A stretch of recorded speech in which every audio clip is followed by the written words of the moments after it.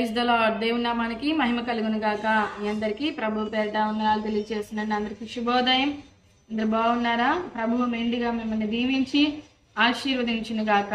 ఆమేన్. అనుదినమన్న ఆయన కార్యక్రమానికి ప్రేమపూర్వకంగా మిమ్మల్ని ఆహ్వానిస్తున్నానండి. పరిశుద్ధ గ్రంథంలోని లేఖన భాగాన్ని మనం ధ్యానం చేసుకుందాం. సామెతల గ్రంథం 8వ అధ్యాయం 34వ వచనాన్ని మనం చదువుకున్నట్లయితే, అనుదినము నా గడప యొద్ద కనిపెట్టుకొని నా ద్వార బంధముల యొద్ద కాచుకొని నా ఉపదేశము వినువారు ధన్యులు. హల్లెలూయా. పరిశుద్ధ గ్రంథం ద్వారా దేవాది దేవుడు మనతో మాట్లాడుతూ ఉన్నాడు కదా. ఒకరోజు కాదండి, అనుదినము కూడా ఆయన గడప యొద్ద కనిపెట్టుకొని ద్వారబంధముల యొద్ద కాచుకొని ఆయన ఉపదేశాన్ని వినేవారందరూ కూడా ధన్యులు అని మనతో మాట్లాడుతున్నారు, మనకు తెలియజేస్తూ ఉన్నారు. ఈ లోకంలో ఎన్నో విషయాల్లో ఏదన్నా సాధిస్తూ ఉంటే వారు ధన్యులండి, వీరు ధన్యులండి అని భావిస్తూ ఉంటారు, తలపోసుకుంటూ ఉంటారు. అయితే పరిశుద్ధ గ్రంథం తెలియజేస్తున్నటువంటి విషయం ఏంటంటే, ఆయన ద్వారబంధం లేదా అనుదినము కూడా ఆయన మాటలు, ఆయన ఉపదేశాలు వినేవారు ధన్యులు అని సెలవిస్తూ ఉన్నాడండి.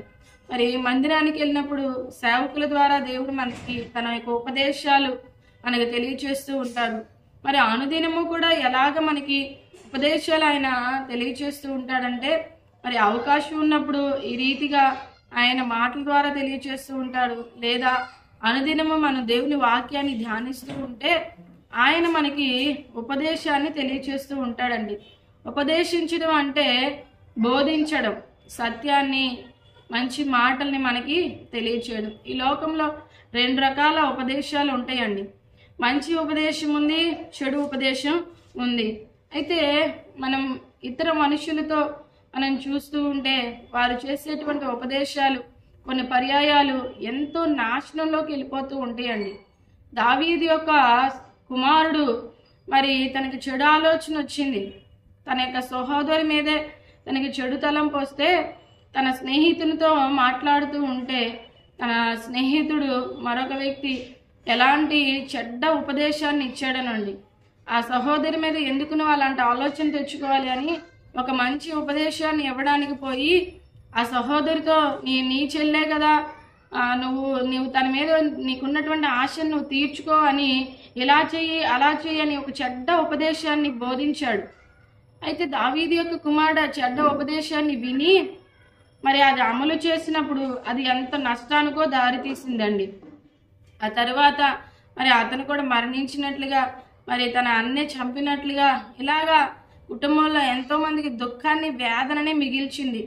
ఈనాడు ఎంతోమంది ఏ మార్గంలో నడవాలి, నేను ఎలాంటి నిర్ణయాలు తీసుకోవాలి అని ఇతరుల మనుషుల యొక్క దగ్గరికి వెళ్ళి వారి ఉపదేశాలు వినాలని అనుకుంటూ ఉంటారు. కొన్నిసార్లు ఇరుగు పొరుగు వారి యొక్క ఉపదేశాలను బట్టి మరి అత్తాకోడల మధ్య ఎన్నో గొడవలు, సమస్యలు జరగటం మనం చూస్తూ ఉన్నాం. కొంతమంది భార్యాభర్తల మధ్య వారు చిన్న చిన్న సమస్యలతో ఉంటే ఆ ఇరుగు పొరుగు వారు, తెలిసినటువంటి బంధువులు వారు ఇచ్చేటువంటి ఉపదేశాలను బట్టి వారి సమస్యలు ఇంకా అధికమైపోతూ ఉంటాయండి.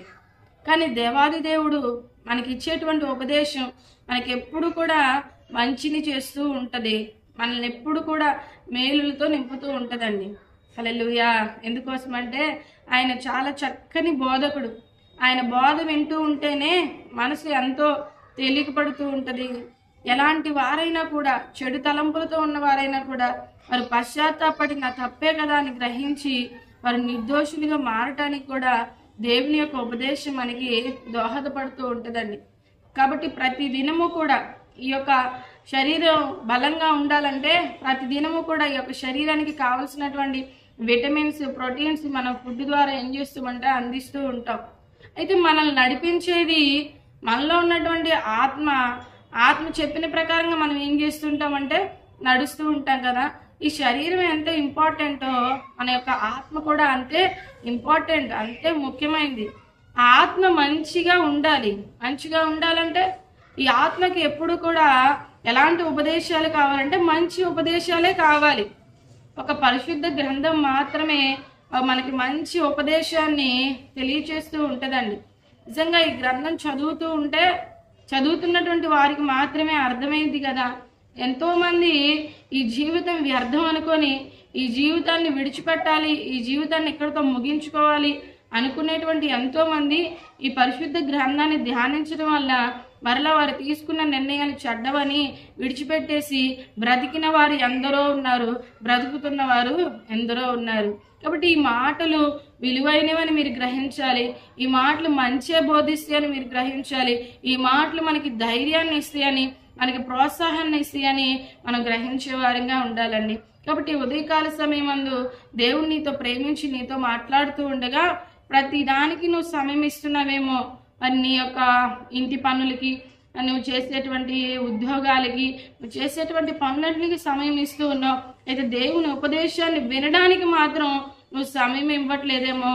ఒక్కసారి కొద్ది సమయం ప్రతి దినము కూడా నువ్వు వ్యక్తిగతంగా నువ్వు పరిశుద్ధ గ్రంథాన్ని తెరచి నువ్వు ధ్యానిస్తూ ఉంటే ఆయన నీకు మంచి ఉపదేశాన్ని ఇస్తాడండి. ఇక్కడ రాయబడి ఉంది కదా, ఉపదేశం వినివారందరూ కూడా ధన్యులు. వినడం అంటే మరొక అర్థం కూడా ఉంది. కొంతమంది ఏం చేస్తారంటే ఏదో చెవుల వరకే విని అది దాన్ని అనుసరించి జీవించకుండా విడిచిపెట్టేస్తూ ఉంటారండి. ఒక తండ్రికి 2 పిల్లలు ఉన్నారంట. పెద్ద కుమారునితో నాన్న పొలంకి వెళ్ళి మరి నీరు పోసిరా అని ఒక పని తండ్రి చెప్తే ఆ వ్యక్తి ఏమో నేను వెళ్ళను అన్నాడండి. కానీ ఏం చేశాడంటే వెళ్ళి పని చేసి వచ్చాడు. చిన్న కుమారుడు దగ్గరికి వెళ్ళి ఇదే పని చెప్తే చిన్న కుమారుడు చేస్తాను అన్నాడు, కానీ ఆ పని చేయలేదండి. ఇప్పుడు ఇద్దరిలో తండ్రి మాట విన్నది ఎవరంటే చెయ్యనని చెప్పి మరలా ఏ పని అయితే చేయనన్నాడు ఆ పని చేశాడు కదా, ఆ వ్యక్తే తండ్రి చెప్పిన మాటలు విన్నట్టు. చెప్పిన వెంటనే నేను చేస్తాను అని తర్వాత చేయకుండా విడిచిపెట్టేశాడు కదా, అతని మాట విన్నట్లు కాదు. అయితే ఆయన ఉపదేశాన్ని వినివారందరూ ధన్యులంటే ఆ ఉపదేశాన్ని విని మనం దాని ప్రకారంగా జీవించే వారంగా ఉండాలి. ఇప్పుడు ప్రతిరోజు మనం ఆయన ఉపదేశాన్ని వింటుంటే సందర్భంలో ఆయన అంటాడు కదా, ఆ లంచగొండితనం పాపం అంటాడు అనుకోండి. మనం ఏం చేయాలంటే ఆ లంచాలు తీసుకునేవారుగా మనం ఉండకూడదు. మనది కానిది ఆశపడేవారంగా మనం ఉండకూడదు. అలాగే మనం ఉన్నప్పుడు ఆ మంచి ఉపదేశాన్ని అనుసరించి మనం జీవిస్తూ ఉన్నప్పుడు ఖచ్చితంగా దాని ప్రతిఫలాన్ని మనము పొందుకోగలుగుతాం. ఇప్పుడు రాయబడింది కదా, నన్ను కనుగొనివాడు జీవమును కనుగొనును, యెహోవా కటాక్షము వానికి కలుగును. ఎవరైతే ఆయన అనుదినము ఆయన గడప యొద్ద కూర్చొని ఆయన ద్వారబంధముల యొద్ద కూర్చొని ఆయన కనిపెట్టుకుని ఉంటారు, ఎవరైతే ఆయన కనుగొంటారో వారు ధన్యులంట. అంతేకాకుండా దేవుని కటాక్షం, దేవుని యొక్క కరుణ వారి మీద ఉంటుందంట. హల్లెలూయా. ఎంతోమంది చాలామంది ఏమైనా ఆలోచన చేస్తుంటే ఒక పెద్ద ధనవంతులు లేదా గొప్పవారి యొక్క కటాక్షం మా మీద ఉంటే చాలండి అని అనుకుంటూ ఉంటారు. అయితే ధనవంతుల యొక్క కటాక్షం మన మీద ఉంటే ఈ లోకంలో ఏదో జీవించేస్తూ ఉంటాం. ఈ కాలంని ఈ లోక జీవితాన్ని ముగించేసిన తర్వాత మనకి పరలోకం కావాలంటే ఆ ధనవంతుల కటాక్షం మనకి ఏమాత్రం కూడా ఉపయోగపడదు కదా.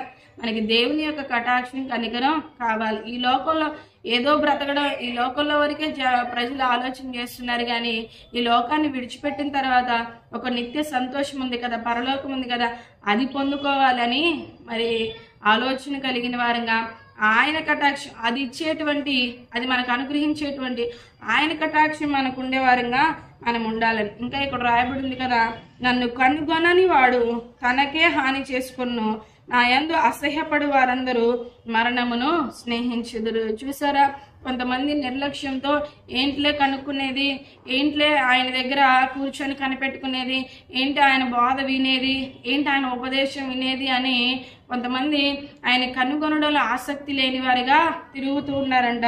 వాళ్ళ గురించి ఆయన ప్రభు సెలవిస్తున్నాడు కదా, వారికి వారే వాళ్ళు ఏం చేసుకుంటున్నారంట, హాని చేసుకుంటూ ఉన్నారంట, మరణాన్ని వాళ్ళు స్నేహిస్తున్నారంట.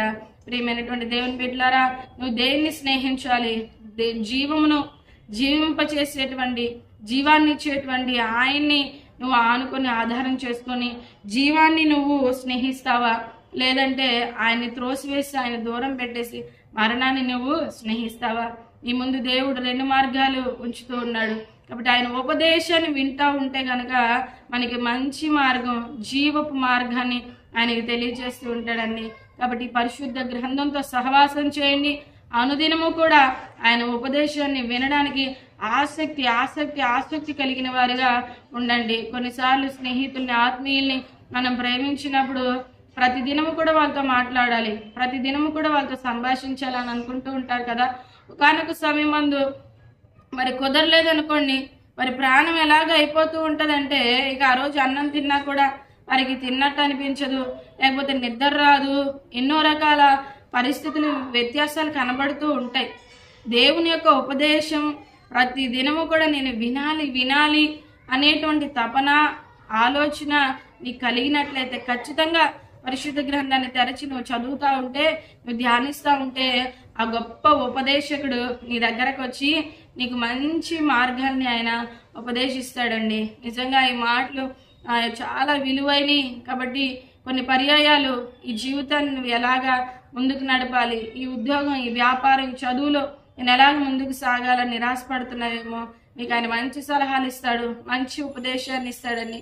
మంచి బోధకుడు అండి ఆయన బోధ చేస్తూ ఉన్నటువంటి మరి శరీర రీతిగా ఉన్నటువంటి ఆ దినాల్లో ఆయన బోధ చేస్తూ ఉంటే ప్రజలకి ఎంత ఆసక్తి కలిగి ఆయన ఎక్కడ బోధ చేస్తున్నాడు అని కనుక్కొని ఆయన అరణ్యంలో, కొండల్లో బోధ చేస్తూ ఉన్నా కూడా అప్పుడైతే ఇంకా ఏ ఫెసిలిటీస్ లేవండి. ఇప్పుడన్నా ప్రతి చోట కూడా చాలా రవాణా సౌకర్యాలు ఉన్నాయి. కానీ ఆ దినాల్లోనే ఆయన బోధ వినడానికి చాలా ప్రయాసపడి మరి వెళ్ళిపోయేవారంట. ఎందుకోసమంటే ఆయన బోధలో అంత సంతోషం ఉంది, సమాధానం ఉంది. ఇప్పుడు నువ్వు అంత ప్రయాసపడాల్సిన అవసరం లేదు, నీ చేతిలోనే ఆయన ఉపదేశం ఉంది.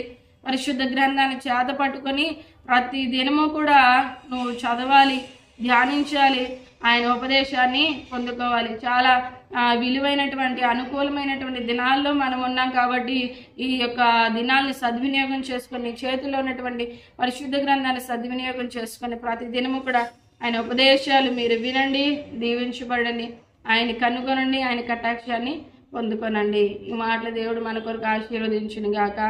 ఆమె ప్రార్థన చేసుకుని దేవుని సహాయాన్ని మనం పొందుకుందాం. పరిశుద్ధుడా, ప్రేమగల తండ్రి, వందనాలు, స్తోత్రాలు ప్రభా. మీరు మాట్లాడుతూ ఉన్నారు కదా, అనుదినము నీ గడప యొద్ద కాచుకొని, నీ ద్వారబంధముల యొద్ద అయ్యా కనిపెట్టుకొని నీ ఉపదేశాన్ని వినివారు ధన్యులు అంటున్నావు తండ్రి. నిన్ను కనుగొనే వారందరూ కూడా నీ కటాక్షం పొందుకుంటారంటున్నావు. నేను ఎవరైతే కనుగొనరో వాళ్ళు మరణాన్ని స్నేహిస్తున్నారు అంటున్నావు ప్రభా. చాలా చక్కని మాటలు తెలియజేస్తున్నావు. ప్రతి దినము కూడా, అనుదినము కూడా నాయన విలువైనటువంటి నీ ఉపదేశాన్ని మేము విని, ఈ లోకంలో చెడు ఉపదేశాలు మేము వినకుండా మంచి ఉపదేశకుడు అయినటువంటి నీ ఉపదేశాన్ని మేము విని మేలు పొందుకోవడానికి సహాయం చేయమని, మమ్మల్ని అందరినీ కూడా ఇది ఆత్మతో నింపి నడిపించమని యేసు నామములో ప్రార్థించి వేడుకుంటున్నాము తండ్రి. Amen. Praise the Lord. God bless you all.